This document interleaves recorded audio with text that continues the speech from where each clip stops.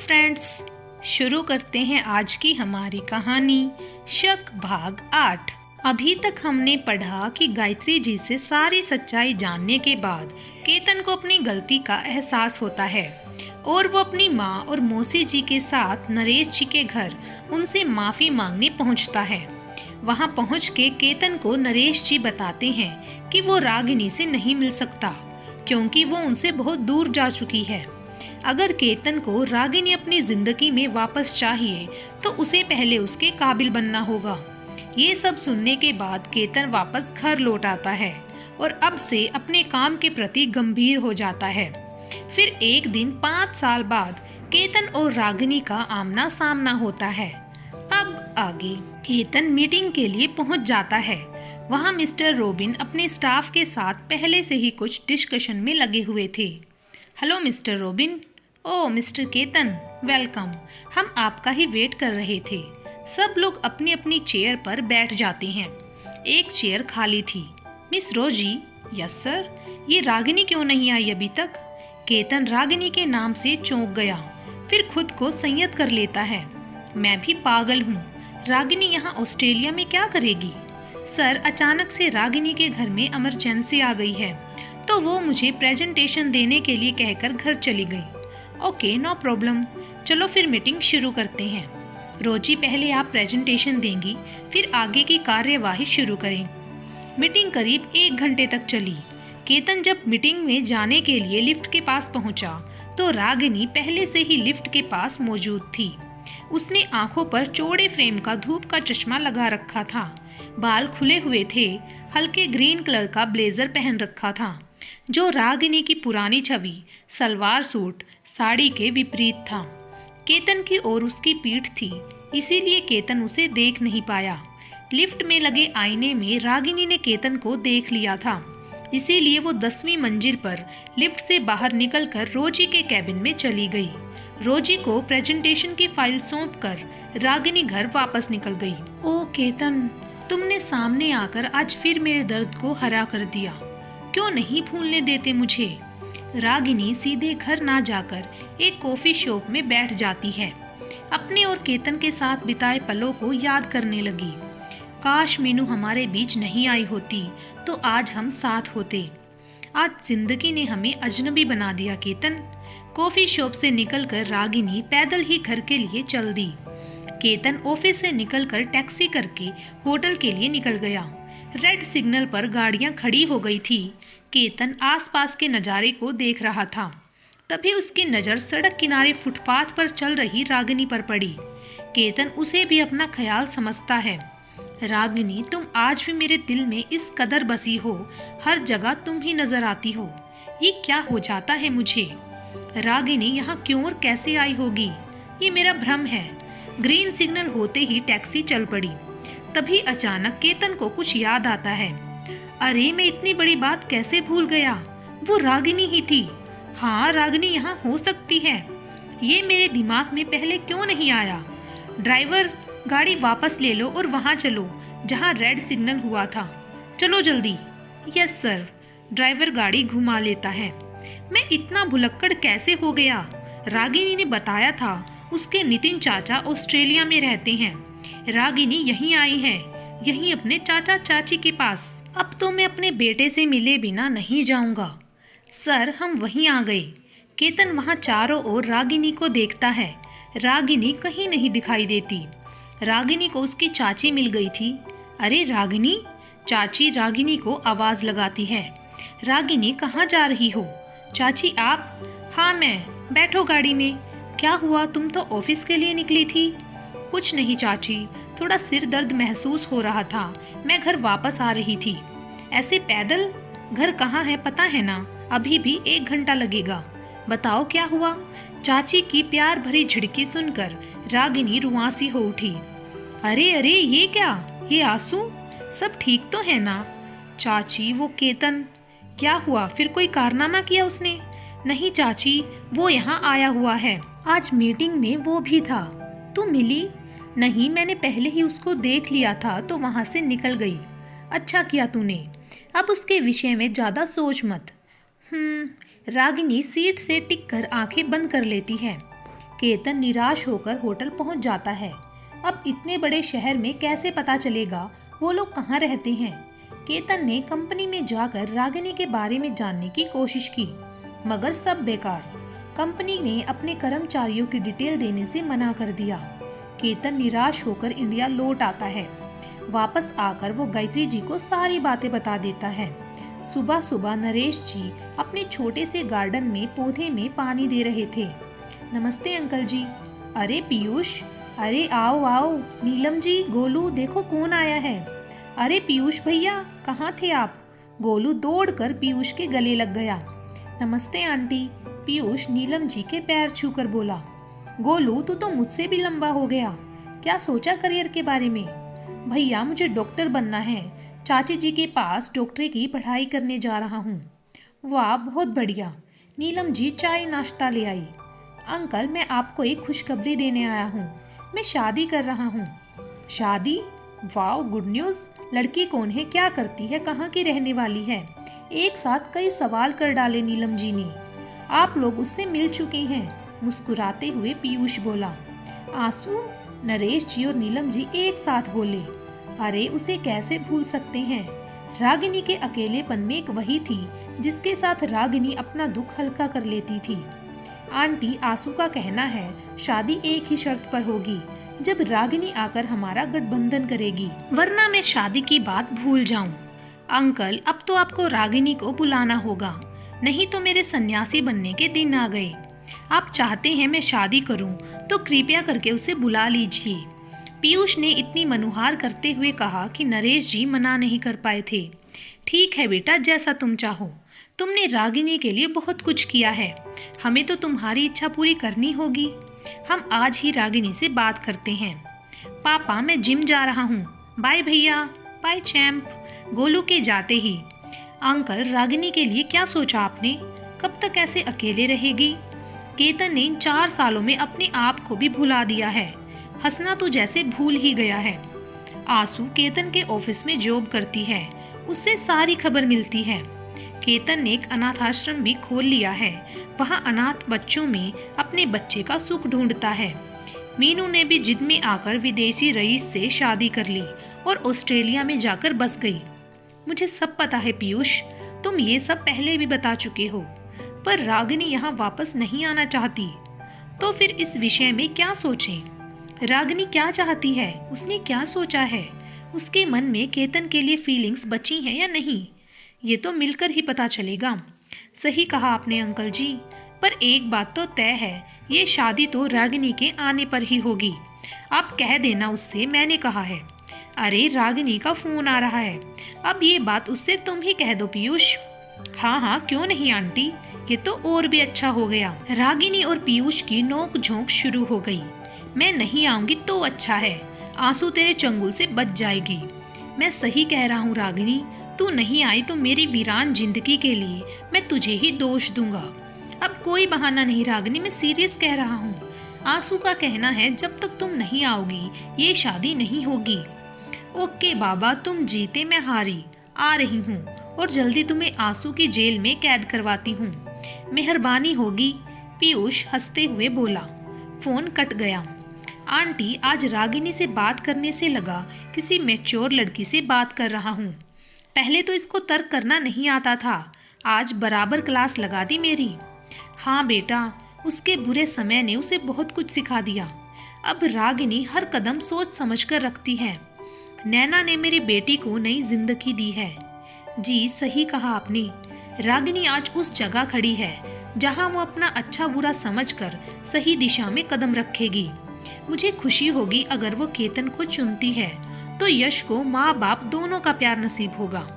अगर केतन उसकी जिंदगी में कहीं जगह नहीं रखता तो फिर मैं कभी उससे केतन के विषय में कोई बात नहीं करूँगा। अंकल, आंसू केतन की कंपनी में जॉब करती है, तो हो सकता है केतन शादी में आए। मैं दावे से नहीं कह रहा, पर 1% चांसेस हैं आने के। शादी भी दिल्ली में ही है। रागिनी को अभी बता देता तो फिर वो नहीं आती। अब जो नसीब में होगा देखा जाएगा पीयूष। मैंने तो खुशी मनाना छोड़ दिया है। जिस दिन मेरी बेटी की जिंदगी में ठहराव आएगा उस दिन मेरे घर में होली दिवाली दोनों मनाई जाएंगी। 1 महीने बाद गोलू ऑस्ट्रेलिया जा रहा है। रागिनी यहाँ नहीं रुकी तो हम अकेले क्या करेंगे? आप अपनी जगह सही हैं अंकल जी। अच्छा, अब मैं चलता हूँ। रागिनी कब आ रही है आप मुझे फ़ोन करके बता दीजिए। शादी की शॉपिंग वही करेगी। पीयूष चला जाता है। केतन ने जब से रागिनी को देखा फिर से बहुत बेचैन रहने लगा था। कभी कभी पूरी रात जागकर शादी के एल्बम देखता रहता था। उसने अपने कमरे को फिर से रागिनी की पसंद के कलर से सजा रखा था। हर वस्तु व्यवस्थित रूप से रखी थी जैसा रागिनी रखती थी। अपने हाथों से अपने बेटे के लिए कमरा तैयार किया था। 4 साल से हर जन्मदिन तीज त्योहार पर उसके लिए गिफ्ट्स ला ला कर रखे थे। गायत्री जी रात को पानी पीने के लिए उठी। अरे ये क्या, आज छोटी पानी रखना भूल गई। अब मुझे ही रसोई में जाना होगा। गायत्री जी कमरे से बाहर आती हैं तो देखती हैं ये क्या, केतन अभी तक जाग रहा है। कमरे में आकर देखती हैं केतन लैपटॉप लेकर बैठा था। केतन बेटा अभी तक सोई नहीं? नींद नहीं आ रही माँ, सोचा कुछ काम ही कर लूँ। बेटा कब तक खुद को सजा देते रहोगे?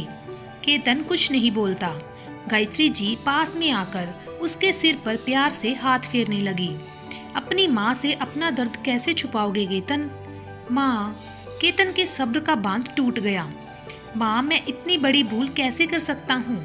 रागिनी मेरे सामने थी, मैं उसे पहचान नहीं पाया।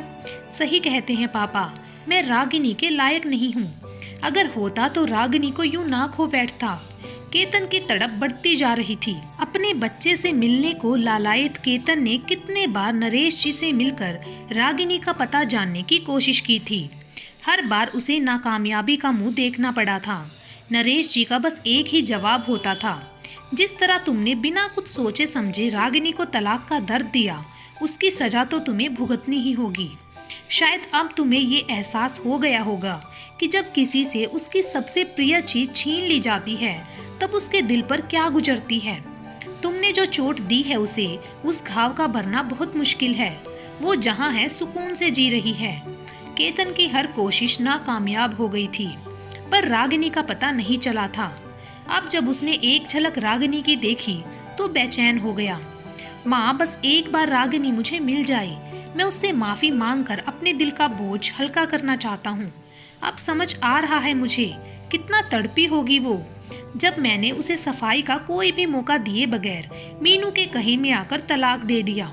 उसकी जिंदगी के सबसे खूबसूरत लम्हे जब वो माँ बनने वाली थी, उन खुशी भरे लम्हों में कितनी बार छुप छुप कर रोई होगी। मैं बहुत बुरा इंसान हूँ माँ, बहुत बुरा। अब बस भी करो केतन, ऐसे रोकर काम नहीं चलेगा। जो हो गया उसे भूल जा। रागिनी बच्चे के साथ जहाँ रहे खुश रहे। अब तू अपने बारे में भी कुछ सोच बेटा, कब तक अकेले यूं तड़पता रहेगा? नहीं माँ, रागिनी को छोड़कर मैंने जिंदगी में बहुत बड़ी गलती की है। अब इस जन्म में तो मैं रागिनी की जगह किसी को नहीं दे सकता। और आप ही ये बातें करना बंद कर दो। जैसी तेरी मर्जी बेटा। मैं क्या करूँ माँ जो ठहरी, तुझे इस हालत में देख भी तो नहीं पाती। चल अब ये सब बंद कर और चुपचाप सो जा। उधर रागिनी भी इंडिया आने की तैयारी करने लगी थी। चाची, मैं जाना तो नहीं चाहती, पर पीयूष ने मेरे लिए, मेरी फैमिली के लिए बहुत परेशानी उठाई है। कोई बात नहीं रागिनी, अब गोलू यहाँ आ रहा है तो जब भी तुम्हारा माँ पापा से मिलने का मन करेगा हम भैया भाभी को यहाँ बुला लिया करेंगे। रागिनी ने 1 महीने की छुट्टियाँ ले ली थी। काफ़ी समय बाद लौट रही थी तो माँ बाप के साथ समय बिताना चाहती थी। हेलो माँ, मैंने टिकट करवा लिया है, आप पापा को दिल्ली एयरपोर्ट भेज देना। पापा को नहीं, मैं भी आ रही हूँ। 4 साल बाद रागिनी ने दिल्ली एयरपोर्ट पर कदम रखा तो सीने में जैसे कुछ कसक सी आ गई थी। मम्मा, यहाँ हम किसके पास जाएंगे? यश ने पूछा। बताया तो बेटा, आपके मामा और नानी नानू के पास। तो चलो ना, मैं बहुत थक गया हूँ। बस बेटा, हमारा लगेज आ जाए फिर हम घर चलेंगे। ओके मम्मा। केतन रागिनी की तलाश में वापस ऑस्ट्रेलिया जाने के लिए एयरपोर्ट पहुँच चुका था। उसने रागिनी की चाची का पता निकाल लिया था। रागिनी लगेज लेकर बाहर जाने के लिए चल पड़ी। रागिनी जैसे ही गेट से बाहर निकली, उसका टकराव केतन से हो गया। रागिनी? केतन आश्चर्य से बोला। रागिनी केतन को देखते ही घबरा गई। उसने तुरंत यश को गोद में उठा लिया और आगे बढ़ गई। रागिनी, रागिनी मेरी बात तो सुनो। तब तक नरेश जी आ जाते हैं। रागिनी से कहते हैं तुम गाड़ी में बैठो, मैं सामान लेकर आता हूँ। पापा प्लीज मुझे रागिनी से एक बार मिल लेने दो। केतन तुम समझते क्यों नहीं? देखो वो बच्चा अचानक से तुम्हें देखकर डर गया। केतन के अचानक रास्ता रोकने से यश घबराकर रागिनी से चिपक गया था। केतन ये सुनकर ठिठक गया। नरेश जी रागिनी को लेकर निकल गई। अब केतन के ऑस्ट्रेलिया जाने का कोई मतलब नहीं था, वो भी वापस घर लौट गया। अरे बेटा तुम वापस आ गए, फ्लाइट कैंसिल हो गई। नहीं माँ, रागिनी यहीं आ गई है। क्या? कहाँ? तुझे कैसे पता चला? मिलकर आ रहा हूँ। क्या तू मिला उससे? कैसी है वो? और मेरा पोता वो कैसा दिखता है? माँ मेरी कार्बन कॉपी है, मेरी बचपन की तस्वीर और उसकी सूरत एक जैसी है। मुझे भी मिलना है उससे, पर कैसे मिलना हो पाएगा? उसने कुछ कहा? तुझसे कोई बात हुई? नहीं माँ, वो कुछ नहीं बोली, चुपचाप चली गई। पापा आए थे उसे लेने, उन्होंने मुझे कुछ बोलने नहीं दिया। केतन को यूं अचानक देख रागिनी को अपनी पुरानी बातें याद आने लगी थी। रह रहकर उसकी आंखों में नमी तैरने लगती थी। नरेश जी गाड़ी चलाते हुए मिरर में रागिनी को देख लेते हैं। मैं तुझे इस हालत में नहीं देख सकता मेरी बच्ची, कुछ ना कुछ तो करना ही होगा, मन में सोचने लगे नरेश जी। रागिनी इसी सोच विचार में डूबी, कब घर पहुंच गई पता ही नहीं चला। माँ, रागिनी गाड़ी से उतरकर माँ के गले लगते हुए रो पड़ी। अरे क्या हुआ तुझे? सब ठीक है? हाँ माँ, ये तो खुशी के आंसू हैं। सब ठीक है, मैं घबरा गई थी। यश? वो सो रहा है माँ, वो देखो। अभी उसे उठाती हूँ, रागिनी बोली। नहीं सोने दे, थक गया होगा। माँ यश को जगाने से मना कर देती हैं। गोलू उसे संभाल कर उठा और अंदर बेड पर लिटा दे। नरेश जी नीलम जी को केतन से रागिनी की मुलाकात के बारे में बताते हैं। ओ, इसीलिए रागिनी रो रही थी। रागिनी फ्रेश होकर आ जाती है। माँ बहुत भूख लग रही है, आपके हाथ के खाने को बहुत मिस किया मैंने, अब जल्दी कुछ खिलाओ। शाम को पीयूष भी आंसू के साथ रागिनी से मिलने चला आता है। रात देर तक हंसी मजाक चलता रहा। अच्छा अब हम लोग चलते हैं, पीयूष बोला। कहाँ चलते हैं? इतनी रात को कहाँ जाओगे दोनों? आज हमारे साथ रुक जाओ, सुबह चले जाना। रागिनी बोली। मैं तो रुक जाऊंगा, मेरी कौन चिंता करने वाला है, पर आंसू? मैं फोन कर देती हूँ आंसू की माँ को, तब तो रुकोगे। अच्छा बाबा ठीक है, दोनों रुक जाते हैं। सुबह सुबह नरेश जी को गायत्री जी का फोन आता है। नरेश जी एक बार मुझे मेरे पोते से मिलवा दीजिए, मैं बहुत बेचैन हूँ, मुझे रागिनी से भी मिलना है। आप विश्वास रखिए, हम यश को कुछ पता नहीं चलने देंगे।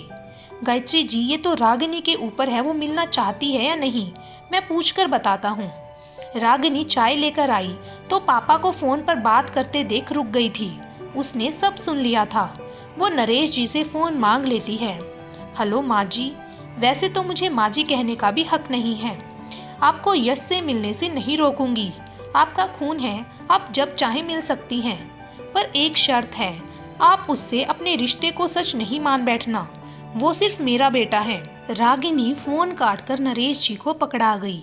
रागिनी के इस तरह भाव शून्य चेहरे को देख नरेश जी दंग रह गए। अब मुझे विश्वास हो गया, रागिनी जो फैसला लेगी बहुत सोच समझ कर लेगी। नरेश जी रागिनी पर गर्व करने लगते हैं। गायत्री जी और केतन 3 बजे के करीब यश से मिलने पहुंच जाते हैं। करीब 2 घंटे तक यश के साथ खेलने के बाद वो लोग जाने लगते हैं। केतन नीलम जी से कहता है, माँ प्लीज एक बार मुझे रागिनी से मिल लेने दो, रागिनी जो कहेगी मैं वो सब करूँगा, पर एक मौका दे दीजिए। ठीक है, मैं रागिनी से बात करूँगी। नीलम जी केतन की बातों से भावुक हो गई। रागिनी घर पर नहीं रुकी थी, वो आंसू के साथ शॉपिंग के लिए चली गई थी। रात को यश के सोने के बाद नीलम जी रागिनी को सारा सच बता देती हैं। कैसे केतन 4 साल से पागलों की तरह उसे ढूंढता फिर रहा है। वो तुझसे मिलना चाहता है बेटा, मैं नहीं कह रही तू उसे माफ कर दे, पर एक बार मिलने में कोई बुराई नहीं है। आंसू बता रही थी केतन बदल गया है। केतन ने ऑफिस में भी सबसे बात करना छोड़ दिया, जितना काम उतना ही बोलता है। हंसते हुए तो उसे तब से आज तक किसी ने नहीं देखा। नरेश जी भी आ जाते हैं। वो भी रागिनी से कहते हैं, एक बार मिलकर सारा किस्सा ही खत्म कर दे, बार बार क्यों इन बातों को जन्म देना। रागिनी और केतन की मीटिंग फिक्स हो जाती है। गायत्री जी की इच्छा थी रागिनी घर पर आए और साथ में यश को भी ले आए। नरेश जी ने रागिनी के साथ नीलम जी को भी भेज दिया। तुम साथ जाओ नीलम जी, मैं रागिनी को अकेले नहीं भेज सकता हूँ। दोपहर 12 बजे के करीब रागिनी माँ और यश के साथ घर पहुँच गई। गायत्री जी बेसब्री से इंतजार कर रही थी। 1 मिनट रागिनी, वहीं रुक जाओ। क्यों? नीलम जी ने आश्चर्य से पूछा। उन्हें लगा शायद गायत्री जी उनका अपमान करना चाहती हैं। अरे कुछ नहीं बहन, यश पहली बार घर में कदम रख रहा है तो बस उसकी आरती उतारने के लिए रोक रही थी। गायत्री जी यश और रागिनी के आरती उतारने लगी। मम्मा, पूजा तो भगवान की होती है, फिर ये हमारी पूजा क्यों कर रही है? बेटा, पहली बार आए हो ना यहाँ, इसीलिए। अच्छा, फिर नानी ने मेरी पूजा क्यों नहीं की? यश मासूमियत से बोला। वो मैं खुशी के मारे भूल गई। हम वापस घर जाएंगे तो ऐसे ही आपको अंदर ले जाएंगे। आओ अंदर आओ। रागिनी ने अंदर पैर बढ़ाया। दिल जोर से धड़कने लगा। जी करा भाग जाए यहाँ से। केतन की कही बातें कानों में गूंजने लगी। गायत्री जी ने रागिनी के मन के भावों को पढ़ लिया। आ बेटा, माँ का घर समझ के अंदर आ जा। गायत्री जी रागिनी का हाथ पकड़कर रागिनी को अंदर ले आई। आज की इस कहानी को यहीं पर समाप्त करते हैं। बाकी की कहानी आपको मिलेगी भाग नंबर 9 में। तब तक के लिए मेरे चैनल ढेर सारी कहानियाँ के साथ बने रहें। Thank you.